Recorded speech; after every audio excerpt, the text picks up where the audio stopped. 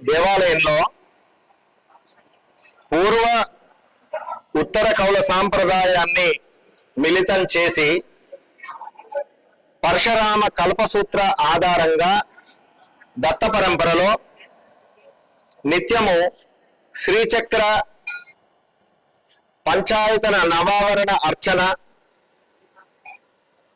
కార్యక్రమాలు, చతుషష్ఠి ఉపచారాల చేత లలితా త్రిపుర సుందరికి అమ్మవారికి రాజ్యశ్యామల వారాహి కామాఖ్య దేవి దేవాలయంలో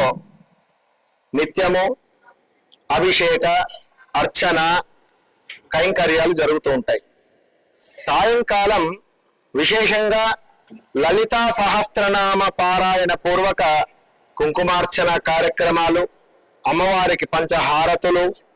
మరియు